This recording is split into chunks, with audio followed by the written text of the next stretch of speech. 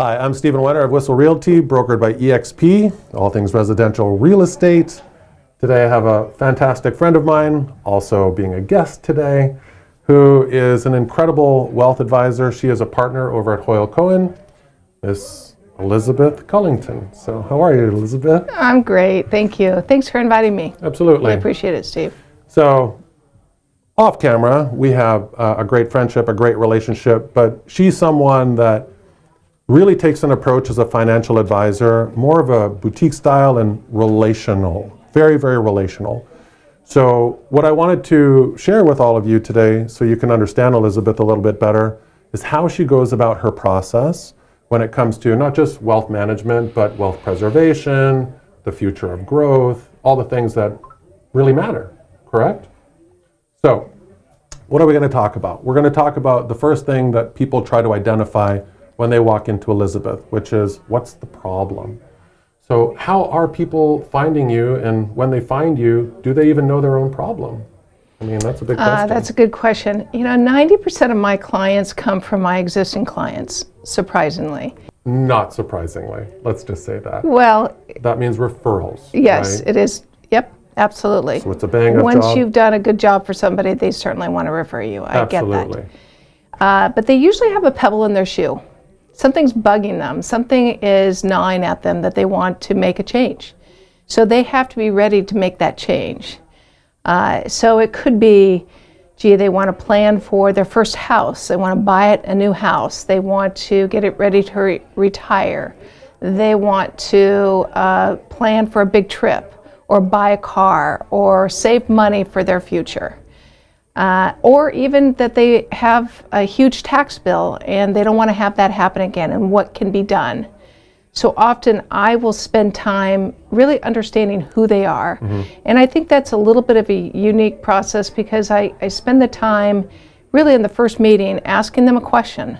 And that question is, if we were here 3 years from today, what would have to happen for you to feel excited, that you're on track, that you're eager to get things moving, or that you have arrived there personally, financially, and professionally? So my big question is, when you ask that question, do they know? Do they even have that vision of the future, right? A lot of people don't. So do you find that most people do, or do you help them unpack through certain questions what that really looks like, but they didn't see it initially? Critically, I think it's important to unpack it. You bring up a really good point. The only way that somebody's going to really understand what they want is if they have time to think and time to have somebody help unpack that. And that's what I do. I enjoy understanding and helping people get to the next level. It's part psychology, right? It's, if there's a hunkering for them, it's Sure. like diving into that a little bit more. So when you're unpacking these things I struggle with personally is when I get a task list, right? And part of my team can attest to this. Part of my team is here. I sometimes want to avoid parts of my task list. So how does accountability work on your behalf to make sure that people really are achieving what it is, whether it's legacy, whether it's wealth, growth, whatever those things are? I know without true accountability, things tend to fail. So in the 3 decades that I've been doing this, one of the lessons that I've learned about it is, if I can understand a person's why and be able to show them what that looks like. So I create a framework. This is what you need to do to achieve that particular goal, or sequential goals. And I show them what that picture looks like. So now they have the why of where they're going, the target. Yeah. I like them to plan with that end in mind, and then come back to today and figure out, what do we need to do? They agree with me on the accountability structure, and then I just follow through with that.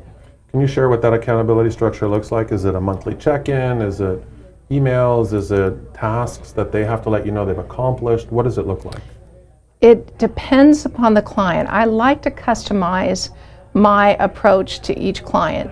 I think that if somebody's trying to budget, for example, they need to have, at the end of every month, they need to be able to send that to me. Okay. And then we have a conversation. To me, that's accountability. They know that they have to do that. Sure. Oftentimes I have people who say just once a quarter. I want to check in with you. Here's our task. In the entrepreneur system, it's, your rocks. What are your rocks that you're trying to accomplish? And be able to identify what those are and then be able to mark them off. And mid-month of that quarter, I will check in. How are you doing?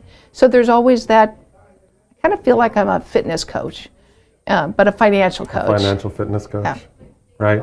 So as you're empowering people with all of this knowledge and you're giving them a structure and the accountability, over time, it's going to make it a lot easier for them to just reach out to you with questions that sometimes people think, I shouldn't ask this, silly question. But as you empower these people, what are you finding as far as a term that you like to use is information is power, right? So how do you see them transform along the process while the two of you are working towards the common goal of getting them to, whether it's financial stability, whether it's to be able to be philanthropical, whatever those things are, what do you start to notice about their own pace as you empower them through the process? You're right. Knowledge is power. And I believe if I equipped people with the knowledge, that they will invariably make those progressive steps that they need to make. But the interesting thing is, think about when your first child started to ride a bike. And it was, okay, just get on the bike. Yeah. All right, then now just pedal it, I'm going to hold it for you. Yeah. So it's little bits and pieces of time. And when they see the end result of that they did it, that's what gives them the confidence to take the next step and have a safe environment for them to ask stupid questions, what they consider stupid questions, have an environment where they can just trust that I have their best interest in mind, that they can make any change going forward. And then at the end of the year, what I would end up doing is saying, let's talk about what we've accomplished. And how did that make you feel? And what was the difference? And that's the launching pad more than anything. I think being able to unpack all of those things and then demonstrate what happened, the movements, some maybe a little bit backwards, some forwards, but overall growth, and then they get to go, oh, this is how it's going to work. I get it. So obviously you can see that Elisabeth has an approach to not just wealth management, wealth preservation, future growth, but it's about understanding.